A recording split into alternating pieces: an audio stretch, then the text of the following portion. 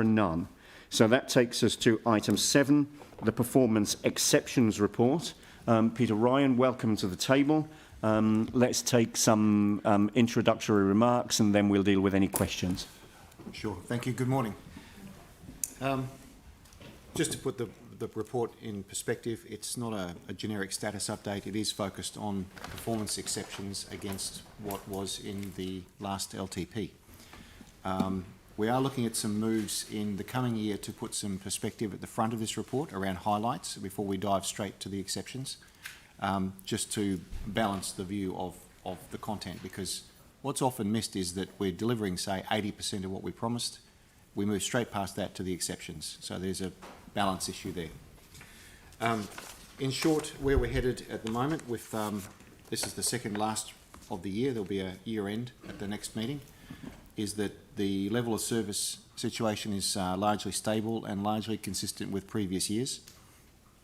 It is below the 85%, but as noted in the past meeting, we are still suffering from a lack of international visitors to some of our venues like galleries and other venues.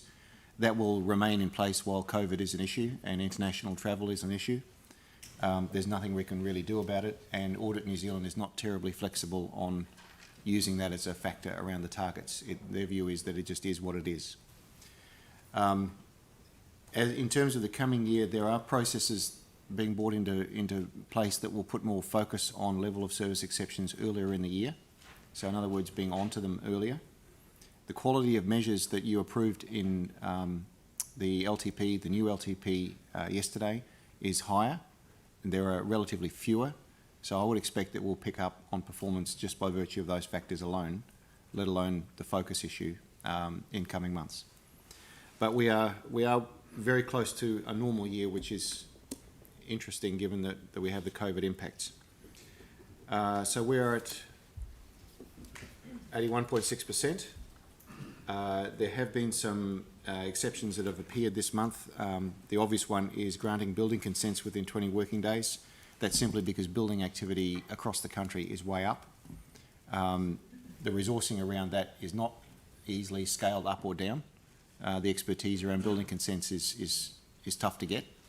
So that's very much a case of excessive demand. And that's also linked to processing of resource consents. Public transport infrastructure, reliability of passenger journey time.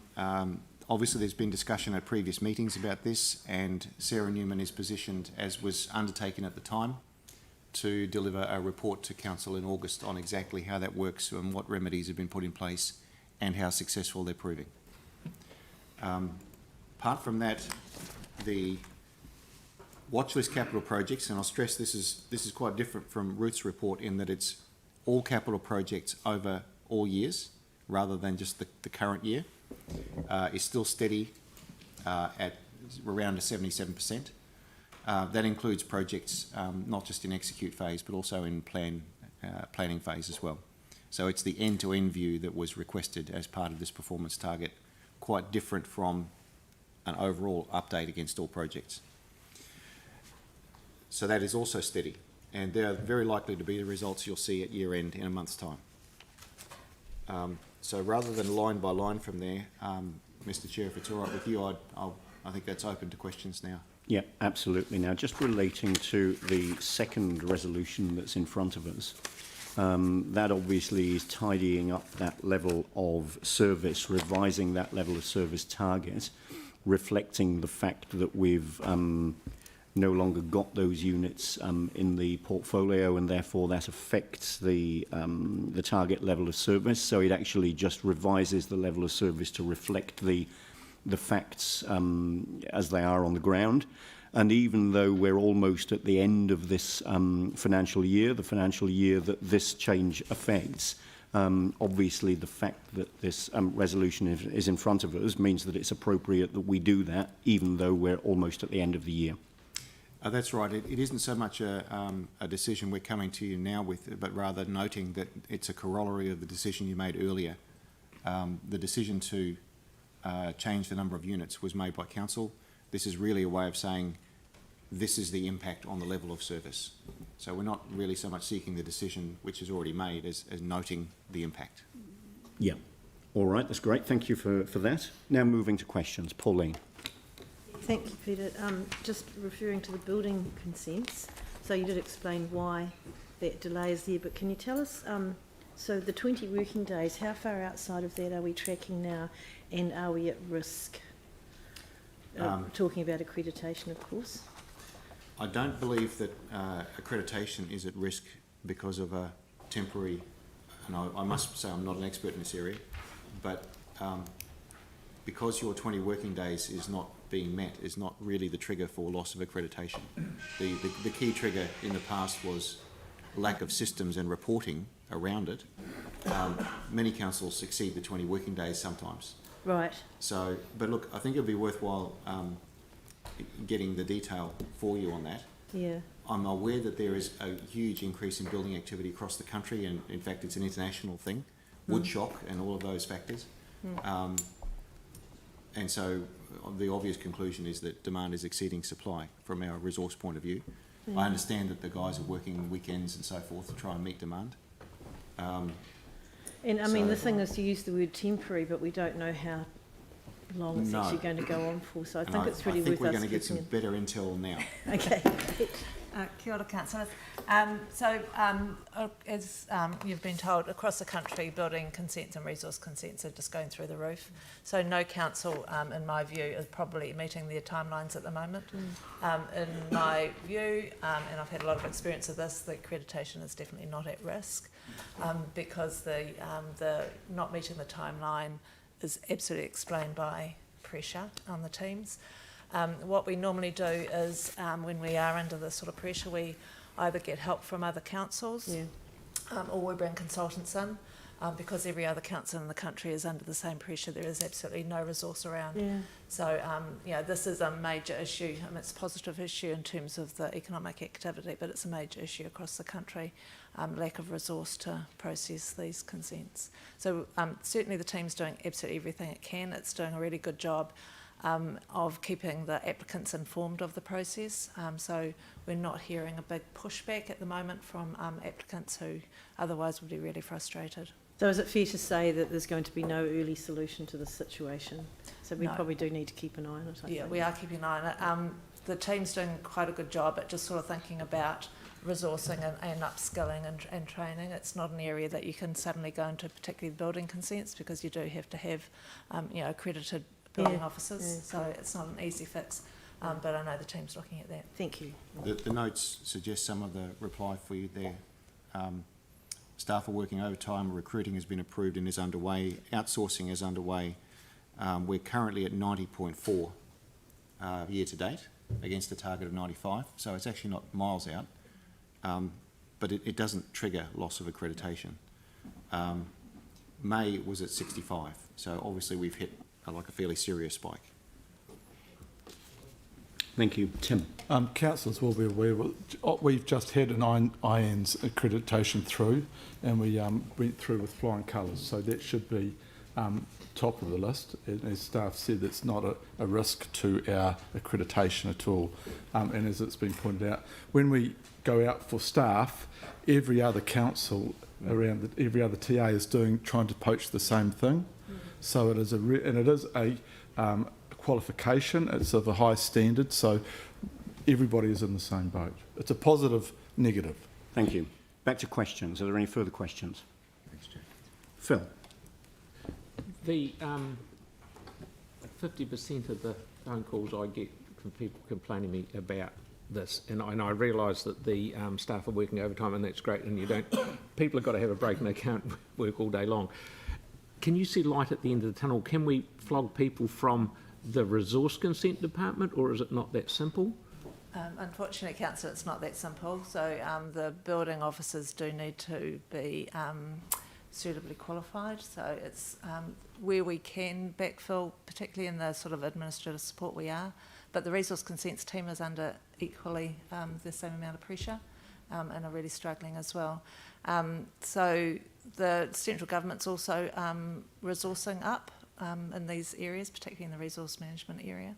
So we're under threat in terms of our people going being poached from all sorts of places. I have to reassure you, we're doing absolutely everything we possibly can. The team takes those targets really, really seriously, and those meeting those timeframes really, really seriously. Okay, thank you. Thank you. So Yanni and then Leanne. Yanni. Just appreciate we're going to get the workshop on the PT issues. Just in terms of the IT issues that we're still having with like Hybris and the integration, have we? Sorry, it's been a busy month, and I know it has been for you as well with the LTP. But have we had that information through, or is there a time frame for getting that information if we haven't? There is. I was in touch with Sarah Newman this morning, and she confirmed that her understanding is that she's bringing back information to council in August about what the issues are, what the remedies are, and how successful the remediation has been, and that was understood to be an August deadline. So is this for the public transport? Well, the Hybris is the measurement of. You talking about the measurement of journey time? Right. So both. So both things like the public transport and the IT issues are going to be reported back in August. Was that? So there are two different If you- issues yeah, you're if you just referring to, go to the- Yanni. One is the accuracy of the PT information, and the other is the issues that we've acknowledged in the past and that we're looking for an update Yeah, on if you just go to with the page- operation of the hybrid If system. you just go to page 9, I think that's probably the easiest one to follow. So there's going to be a briefing on the PT issues. We did ask for an update on the craft projects. And a memo on IT issues and how they're being addressed. I mean, I wonder if we need to get a closeout report on the hybrid system at some stage. I mean, I don't quite understand how we've invested in all this IT and yet we're having these massive problems of integration. But, you know, maybe there's good reasons for it, but it's just really hard to have every performance exception report to say, well, we've got an issue with the quality of the reporting because of our IT systems. Yeah, so Peter, there are three issues, just kind of parsing out what Yanni's saying. There are three issues there that Yanni's raised. One of which is public transport, where clearly there's the public transport information, where clearly there's an expectation of a report back. Similarly, the hybrid system, where you're suggesting we're going to get a report back in August. And then there's the broader IT issues that Yanni's raised as well. So with the Hybris, when we say we're getting a report back in August, is that by way of a briefing or a report to this committee, or what does that look like? My understanding from working with Sarah this morning was that it was a briefing back to the committee in August about the issues, the remediations and their effectiveness. So it sounds like a dedicated briefing. Yeah, that's good. So that's the Hybris one. The PT real-time information, which is one that Yanni's raised in the past. Is there further information scheduled to come back to us on that, an update? We've had the memo on the real-time information. I mean, we weren't involved in any of it, but we've had the memo. It's really around the public passenger transport investment, because we keep getting told the remedial actions keep doing what we've always been doing, and that'll fix the problem.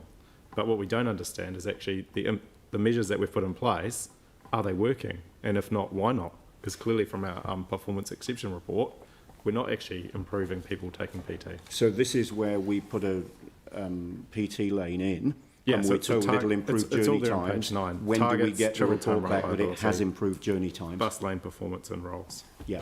And my memory from the last meeting was that we were going to set up a briefing workshop style session that would talk you through all of that Yep. and a lot more detail, but it would be 2 or 3 months away before, and it hasn't been set yet, that's all. All right, But so we'll that's get it in the scheduled for maybe planning, but August it'll or... be August, August, early September. something like Yeah, that. all right, so that answers And- that question. And the CREF update, just to finish that one off, will be updated, the CREF program will be updated in the next bi-monthly report for the Urban Development Committee.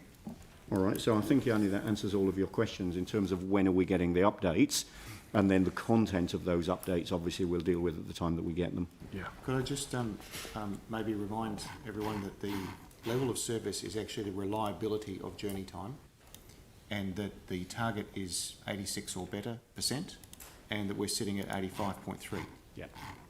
So that's just to put some perspective around that level of service. And that illustrates another point that I know, Peter, you've made before. A level of service is either met or it's not met. And even if we miss it just by, a tiny proportion of a percentage point, still it's recorded as not met, even though we might be 0.1 of a percentage point off meeting it. That's Yeah. right. Now, you can build in leeway, but then you discover that you can discover some undesirable side effects from that as well, which is, we didn't see it and it was important. So Indeed. the line needs to exist somewhere. All right. Thanks for answers to Yanni's questions. Leanne. I was just on the resource consent issue and the increased pressure in that area. Would you say that Christchurch is more particularly affected because we've got a number of transitional arrangements that are the hangovers from the earthquake recovery, use, temporary use, residential use, inappropriate use in residential areas, for a period of time? They're all coming to an end. I know that council staff sent out letters in September last year to remind people they were coming to an end, and then again in May, so that there'll be quite a few of the resource consents that are coming in would be those businesses that want to continue in those areas, that sort of thing.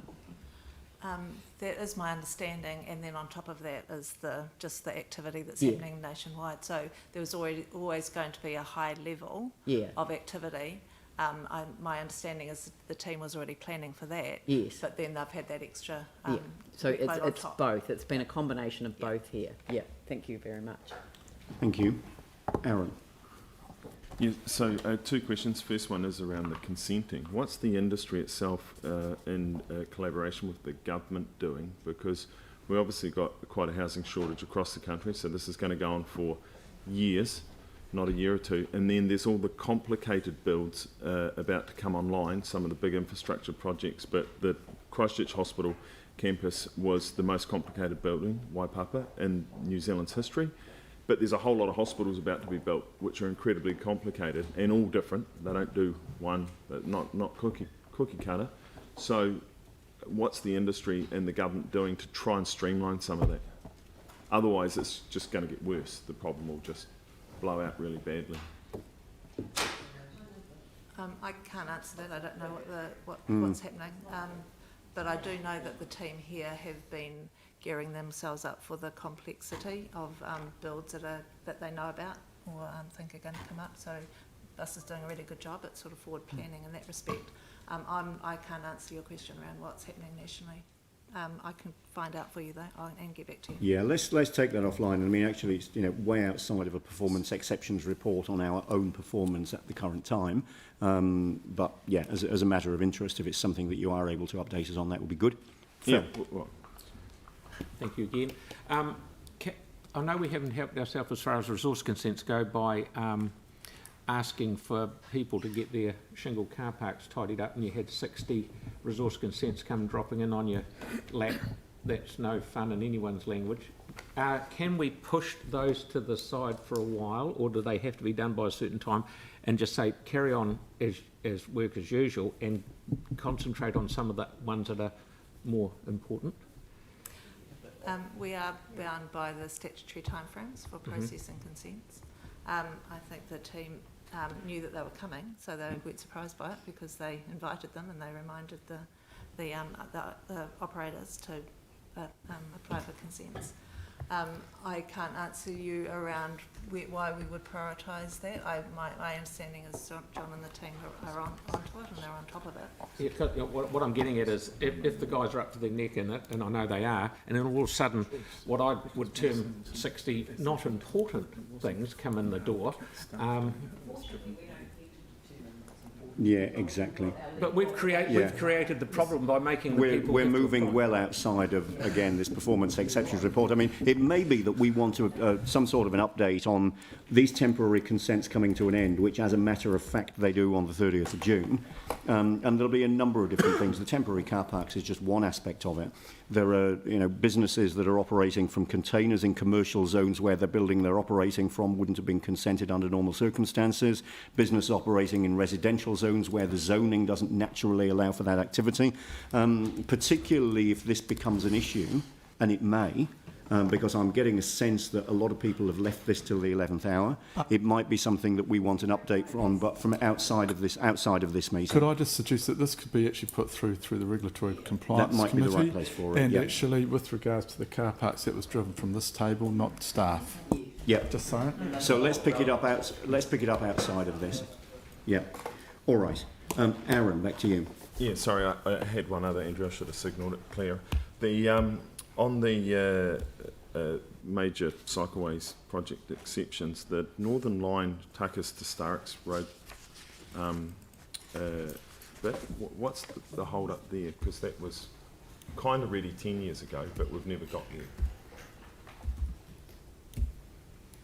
It's on page 2. It'll close out on the, it's probably cleaner to close that out with the next report. But it is just delayed. Yeah, Well, it's got that hasn't, gone from June to October next year, from June this year. it's the same as it was last month. So it is just delayed. We are working through details with QRL.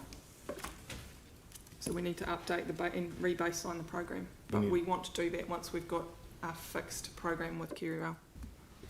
Is there any light at the end of the rail tunnel? Yep. Good. It's pinprick, but it's coming. All right. So we've got a resolution in front of us to Melanie, you've got a question? I've lost the page now. That last table in the report talks about the last table in the report, it's got traffic safety and efficiency down by 20%. So that was for the net. I was just wondering about that. Is that about the CRAF? Sorry, I'm not quite across where you're talking about. The last table.